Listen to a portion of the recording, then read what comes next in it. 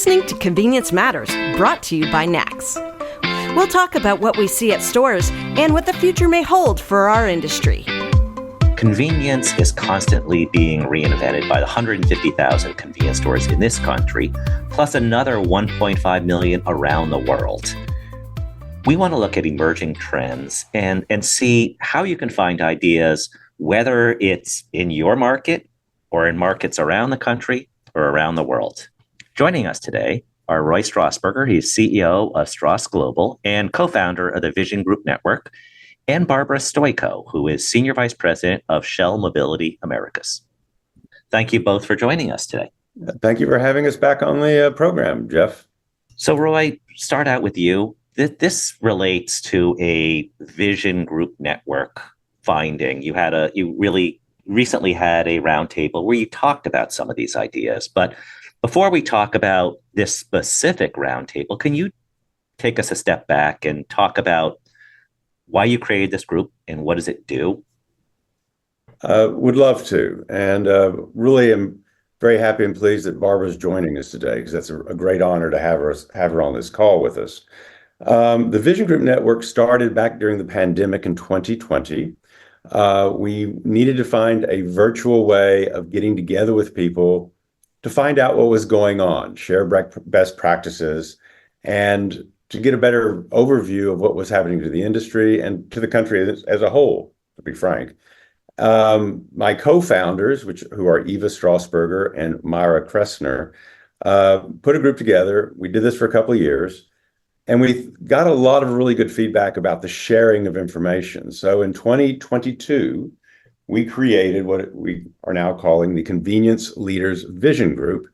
And Barbara is one of our charter members, which we're very pleased with.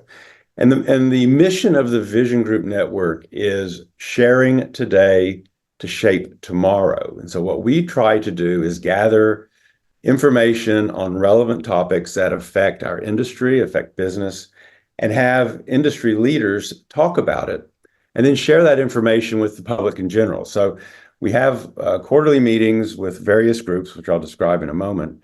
And after each meeting, we put out a vision report. And the vision report is a literal transcript of the meeting that we just had. So we want to provide an unbiased view of the conversation and the topics. And we make this available for free for anybody who would like to read it. You can find them in our website, which is tvgsolutions.com. And in addition to the Convenience Leaders Vision Group, we currently have the Convenience Technology Vision Group. We're very pleased that we just announced a collaboration with Connexus for the Connexus Vision Group. We are developing a global convenience vision group, as well as an EV vision group and a convenience food service vision group. So there's been a lot of interest. A lot of people want the information, and it's been because of the great participation of folks like Barbara that we've provided some really good insights into what goes on. So that tees up my next question to Barbara. It's really, talk about your interest in why you joined the group. Yeah, absolutely. We're supporting a very large network here in the United States and across North America with over 12,000 locations. And whether it's at our own owned and operated locations or whether it's in support of our wholesalers across the country, we're always looking for ways to get new insights around what people are seeing with the consumers, where opportunities are. We've covered a lot of different topics, haven't we, Roy? We've covered everything from labor challenges and operational issues to a lot of forward-looking discussions around EV, convenience, food. And I would say, by the way, I'm sure my team will be happy for me to just remind people, we do talk quite a lot about, kind of looking forward and thinking about what the future might look like. No one knows the future, including me. So definitely don't make any investment decisions based on what I share today. But I hope that this and that those sessions that we have with my other colleagues really do give us food for thought and give us some new ideas. I think my favorite line in this latest report was something, and I'll read it verbatim. On every issue and opportunity, there's always someone in the world who is more advanced than you. And I think that really sets up the whole point of the vision group, whatever NACS does, whatever anybody else does. It's the idea of sharing and not necessarily saying, do this and it will work, but here's an idea. And exactly what you said, Barbara, things to think about. This is not advice. This may not work. And we jokingly talk when we have these Ideas to Go videos. And Ideas to Go is about showcasing ideas that people are doing to try to find the future. We've joked and we've said we should also have the failure ones, and we should call it Ideas That Blow. And I've had so many retailers, CEOs say, you know what? I got the first 3 episodes for you. So exactly, there are ideas, and you don't know if they work until you do them, because there's a lot of uncertainty in how they play out in different markets. But we're talking about the global markets today. And how would you, Barbara,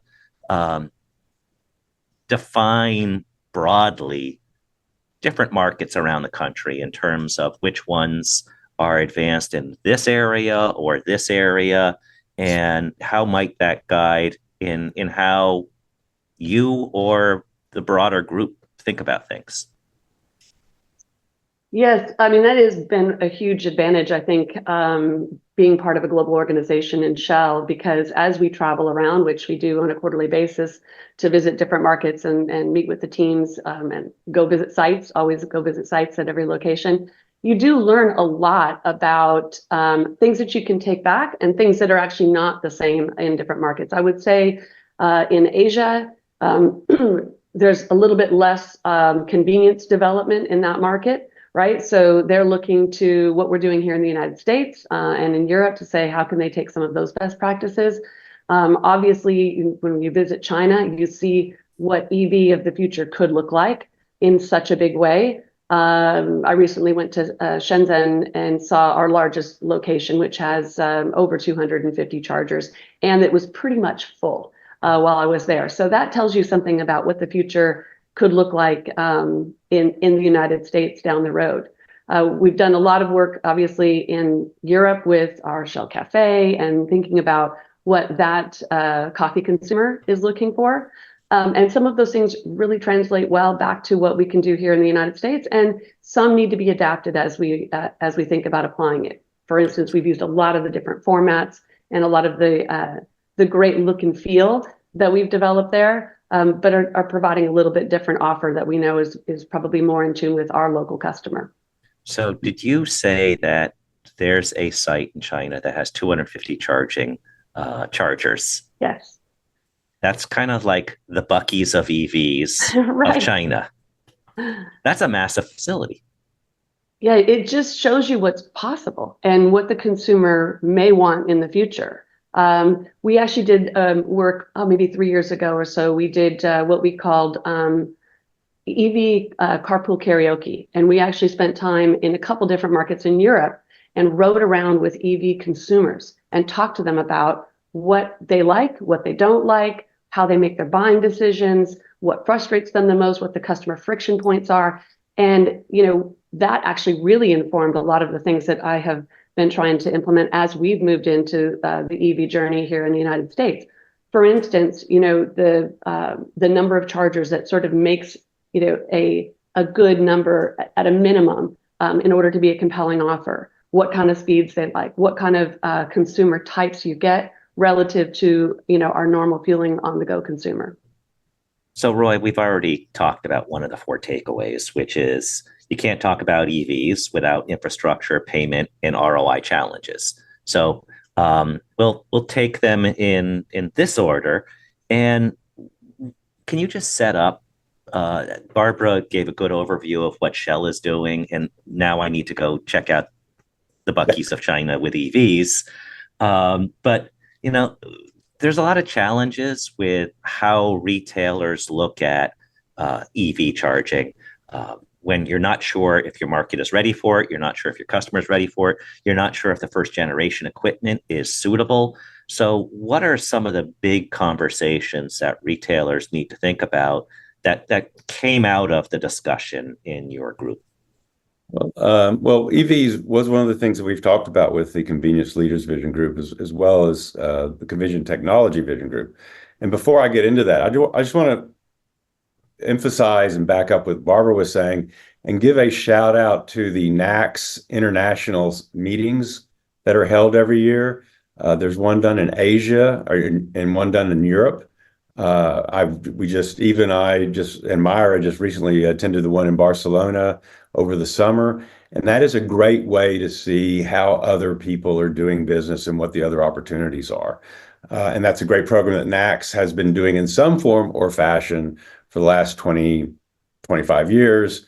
And it's really important to get that perspective. So NACS does make that available to people to be able to participate if they would like to do that.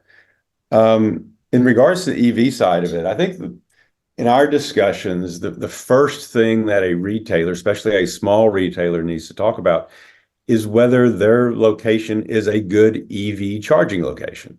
Not every gasoline station is going to be a good EV charging station. It depends what the traffic patterns are. It depends on how heavy your residential area is, if people are charging at home, and what the other alternatives are. So the first thing you got to try to decide is whether, if you build it, will they actually come, is number one. And the second thing is that I think that what is your offer going to be in addition to EV charging? Because at the moment, even with people coming in just to top up, you need to be ready for somebody to spend 10 to 15 minutes, 20 minutes at your site. What are you going to try to do to monetize and maximize your profitability on that, other than them just sitting in their car and checking their email? And I think that that's one of the things that Shell has been really good at doing at the sites that I've seen around the world, is providing alternatives for customers to spend their time and hopefully their money in doing things while they're getting their cars charged. So I think those are the two big questions. Are you a good EV site? And if you are, what's going to be your offer at the end of the day? In regards to the equipment, I think the consensus of the folks that I've spoken with is that you need to go with a third-party provider on charging equipment, and you need to have a very strong obsolescence clause in it so that they're constantly upgrading your equipment, and you need to have a very, very strong maintenance provision in there, because the biggest complaint of EV charging consumers is that the equipment doesn't work, and that is the biggest turnoff and the biggest way to lose your customers.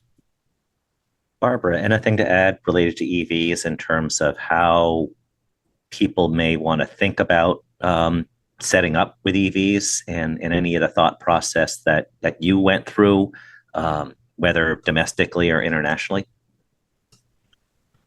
Yes, I have to say, I mean, I would just echo what Roy said. He's spot on. First, find the right location and put in a compelling offer, right? Don't just put in a couple chargers, put in 4 or more, make them high speed, right? We're in the convenience part of the EV sector, right? There'll be a number of different customer journeys, and not all of them are convenient. Some of them are at home, as we know. Some of them could be at a destination. So, as you're marrying that up with the customer journey, think about what makes that convenient for the consumer that's on the go, that needs a quick charge.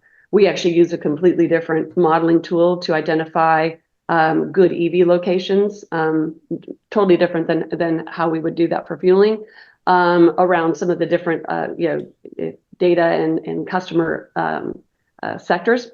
And then I would say as well, I was telling the Convenience Leaders Vision Group the same thing around our experience so far with equipment. Right? We're very used to having really strong fuel dispenser providers. So we're a little bit spoiled in that way, and that the equipment does work really pretty much all the time, right? You can count on it. You've got great maintenance in the market with really qualified vendors. And that's not always the case with EV because it's so new. I was likening it to, many of us remember years ago when we first put up digital price signs. And when you have that first generation equipment, you do have more mortality issues, you have more maintenance issues, you learn as you go. So that's an area I think that is still evolving for EV charging. And it's a combination, by the way. It's not just the chargers, it's not just the software. it's also the vehicles, right? They're also relatively new technology. And so there's a lot of different use cases that have to be technologically solved for, and even some new vehicle providers coming into the market, right? So that adds a whole new variable that we don't normally see. So I think there's really good work underway by a lot of key players, but there's work to go to get it to be where you really feel confident in the choices that you're making on equipment. So if you look at, sorry, Jeff, there's also a quote in this report that we're talking about that Barbara made, which I think really nails it, is that we, the convenience store industry, we own convenience. We own the idea of what convenience is to our customers. So we have a huge advantage on other people in the industry about how to build that out as far as how to approach the EV customer. So this is our turf. We just got to figure out how to protect it and build upon it. I'm glad you went first, because I was going to amplify something I didn't know you were about to say. And I just want to point out, like, in the last 40 years, there's probably 3 technologies that have dramatically reshaped our industry. Number one, mid-'80s pay at the pump. And for all of these, you could look at them as an opportunity, or you could look at them as a threat. And with pay at the pump, I think there was a mixed bag there. And is this good or not? Turned out it was good, because people inside did not have to wait to buy a cup of coffee or something else behind somebody paying for $10 on pump 2. So it enhanced the experience everywhere. It helped us own convenience that much more. Second thing that shaped our industry in the last 40 years is a smartphone. It took away a whole bunch of things that we were known for selling: film, magazines, newspapers, maps. And instead, the industry continued its pivot to food service. And third thing is EVs, which are reshaping how we fill up, charge up, whatever you want to use for the phrase, which may present even more opportunity for food service. Because if you're charging for 15, 20 minutes, then you start thinking about not only ordering food, but consuming food. So I think there's a lot of synergies that both of you were talking about, where when something new is coming in, look at the opportunity and because ultimately we sell convenience, and this convenience is defined by the customer. So how does it benefit the customer? And I want to transition to another point that came out of this study is all about the customer journey. And is speed of service still the most important thing? There was some discussion in the group about an image of a couple kids hanging out, drinking a bottle of soda and just having a good time. And, that's part of that third space dynamic that Starbucks created. But what is convenience, Roy? And when you look at the conversations that you had, is speed of service still the most important, or are there other elements of convenience that people not want to consider? Well, I'll have to admit that I am relatively old school in my personal thoughts on convenience of people should be in and out of the store in 3 minutes. I mean, that's what I was brought up on. That is what we geared the convenience store around for 50 or 60 years. But I will have to admit that is changing. And I think one of the things that the global perspective, or not even global, but just even looking around the United States, convenience is defined by the customer. You have to understand what they find to be convenient so that you can answer what they need. And it's kind of like when we were running stores in the Philippines, convenience was fresh food. And to the local people, fresh mean that it was still moving when they bought it. I mean, this is not preparation. This stuff is alive in a tank or something when they come in and pick it up. Now, we had to adapt our sensibilities on how to provide that.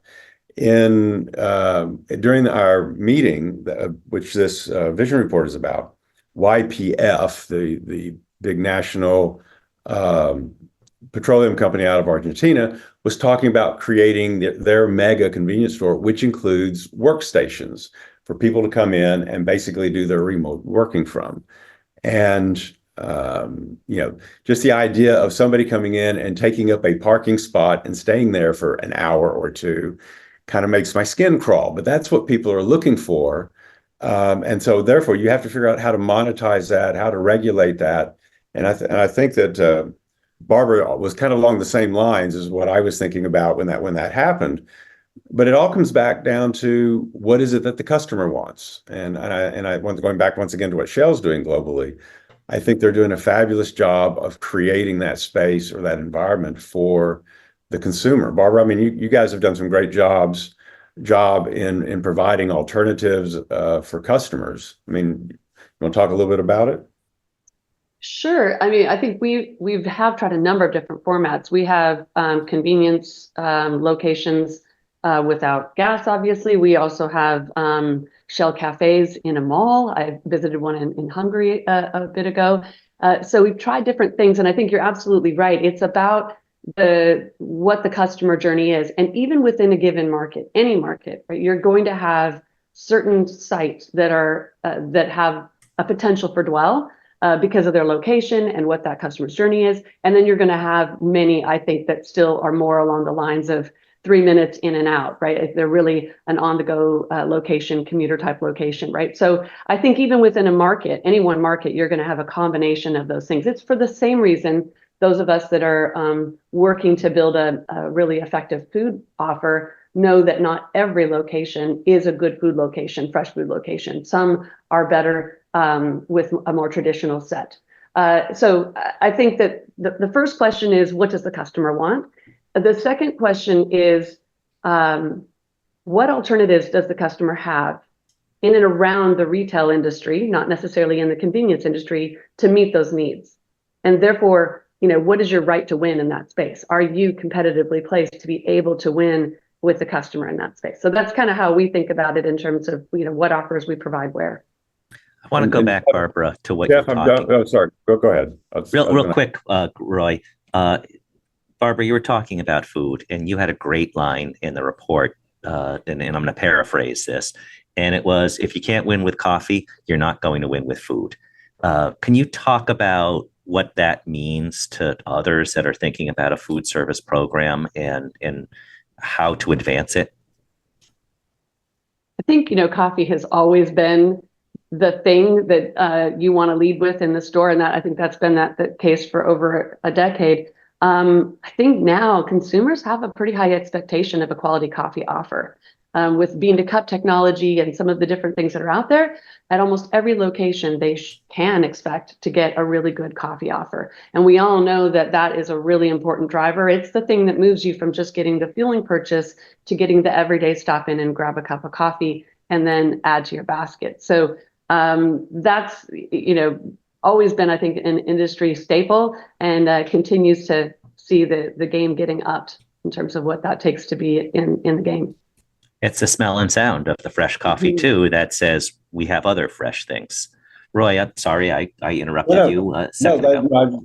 Just one of the things that came out of the report, Brian Donaldson, who is the CEO of the Maxol petroleum and convenience store chain in Ireland, made a really interesting point, which brings together dwell time and EV charging, is that, and he's the first one I've heard of doing this, but he said that they are actually doing an overstaying fee for people who stay on the parking lot for too long charging their vehicles. So that I don't know how they do it and how to enforce it, but those are the types of concepts that I would not have heard about if I had not had a chance to talk to somebody who's operating in a different market. So we've talked about EVs. We've talked about the customer journey. We have time to talk about one more of the big takeaways that came out of this report, and that's loyalty programs. And what is loyalty? So, Barbara, I'll start with you. How should retailers think about loyalty? Is it a physical card? Is it a technology? Is it a sense of being? What is the best way for retailers to think about loyalty today? Yes, that's a great question. I think we look at it as kind of three different parts. Think about it as three-dimensional. First thing is around share of wallet, right? So this is sort of the basics of a loyalty structure. You spend X, you get Y in return. And that's what we call share of wallet. The second dimension would be share of life. How do you get them coming into your store more often and thinking about connecting with you, whether it's through mobile pay or other things that kind of create a better customer experience and make them want to be have your store on their journey more often. And then the last one, which I think is probably the hardest to build, is share of heart, right? So, and this has a lot of things connected to it because it's an emotional connection and a relationship that you build over time with the consumer. And there's a couple different ways that you can think about that. It could be, we actually launched several years ago kind of a nationwide program we call the Giving Pump, right? Where we're giving back to communities, our wholesalers are giving back to communities, and we're able to kind of amplify that and remind people that actually the station owners in most markets are people who are actually pillars in their community and actually provide a lot of support to the community. And that's a really important part of share of heart. And we see consumers caring more and more about that. And then also thinking about that from a digital perspective, right? How do you build a relationship with them when they're not at your location and remind them of all the things that they can get stopping by a Shell location or, in order to really try to draw them in to having them be, a customer who is a real fan of your brand. We could have a whole program on the Giving Pump. I think that concept is so amazing. It makes it where people actually are excited about buying gas, which might be the first time in history. So really, really interesting program in that, you're communicating that part of the price goes towards a appropriate charitable group. And there's branding involved with that. So it's creating awareness of this organization. So it's twofold. Somebody's sitting there pumping for 3 minutes or getting educated. So it's a huge win in showing our industry's heart. And again, we could talk about this a lot more, and I'm already going to pencil it on the board behind me for a future episode to talk about giving pumps. But Roy, I want to go to you with loyalty programs. We talk a lot about having apps as part of building loyalty. And Barbara talked about share of wallet, share of life, share of heart. But there's also the share of phone. And people are a little bit more hesitant or protective of their phone. Should I download this app? Is there discussion or suggestions that you have for retailers how they can get people to say yes to not only downloading the app, but using the app? In the discussions that we've had, it is, especially with the millennials generation and the Gen Zs, using the phone is very much a quid pro quo situation. They will happily give you some information if you're giving them something in return.